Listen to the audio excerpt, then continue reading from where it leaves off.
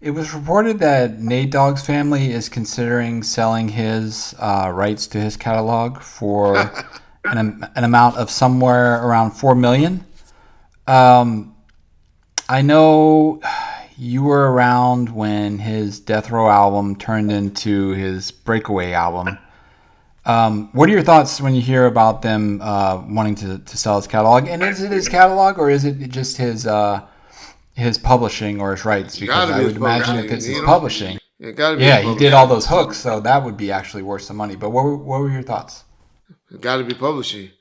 It got to be music publishing. You don't own those masters. I guess if they're going for the rule and they're going to put in for after the 30-year rule, that 30-year rule, where they're going to try to get songs that he did with Breakaway or whatever to own that. That could be a possibility.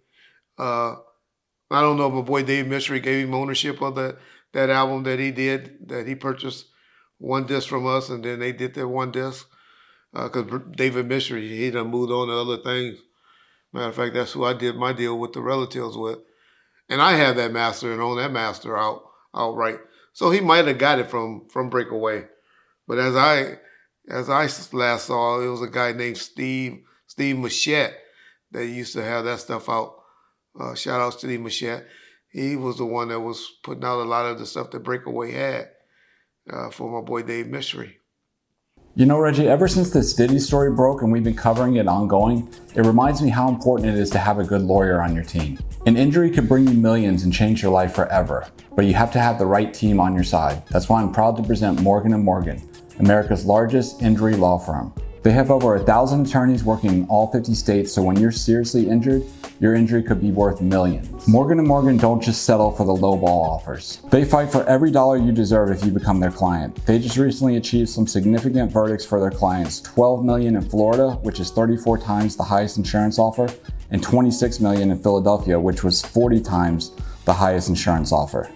With Morgan & Morgan, there's no upfront cost, and the fee is actually free unless you win. It only takes a few minutes to see if you have a case, and you can do so from the comfort of your home. If you've ever been seriously injured, your case could be worth millions. And you're only a few clicks away from potentially changing your life. It's easy to start your claim now. You can go to forthepeople.com/bomb or scan the QR code in the corner with your phone's camera. So it got to be publishing. Y'all got to remember when a lot of Nate publishing or a lot of his songs, y'all really go listen to it, he was really repeating things that were in the songs that were on samples. And so I can't think his publishing could be worth all that much because, Nate was pretty much repeating things on the hook. Now, on the hook, a hook is always 15% of the writing side of each song, which only leave 35% left on a song. So the hook takes up a lot if you really get the writer's credit for it, and it wasn't a sample. So for them to say it's worth between $1 million to $4 million, I could see that. And if that's what they elect to do, and there's somebody that want to buy it, I hear my boy Brian Schaff. Schaff used to work at Priority Records back in the day, and he's a good dude. I think he had a record company named RB Records or something like that Brian, the last I checked on, that he was running.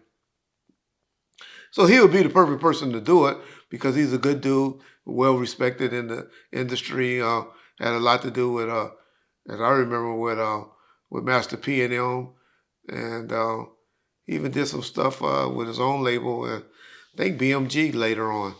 But Brian Shaw. And that guy Tech Nine, he was real big with Tech Nine. I remember he helped Tech Nine out a lot. So, yeah, I mean, that'd be great if they could do it to get some money, to generate some money, because I'm sure it's hard, especially not being in the music business, to collect and to get the royalty statements coming in and to make sure that they're getting properly credit to them. So I believe in go ahead, take the money, cash out, and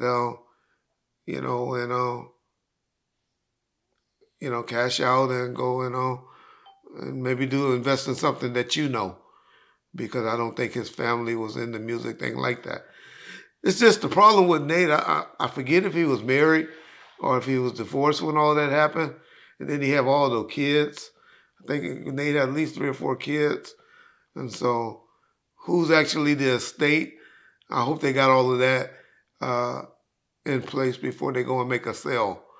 Because if y'all don't know, that's why Eazy-E did what he did on the deathbed. Is because could you imagine if he had all those baby mamas trying to say, in control of that of his estate? Yeah, it would have been rough. So I don't know the history of whether Tamika looked out for his kids. I'm sure she didn't like he wanted to, because I remember she was just taking care of Tyson Bedford. That used to be the running joke in the late '90s. How Tyson was getting all the money, the model from her. But I love to do get an interview from Little Eric to see if she really did right by them. But those are situations that you have, and that's why Afeni elected to do what she did with Tom Wally, which a lot of people complain about, which I still believe was a great decision on her behalf to just to give Tom Wally 20% of whatever's generated, and then the other 80% go to the estate. Let Tom Wally deal with all the headaches because he was already rich, already had money, but more importantly, he knew the business. And so, yeah. So shout out Nate Dogg. Hopefully he gets it. And the right people, the people that he will want it to get the money, and they break it up and share it correctly. So shout out.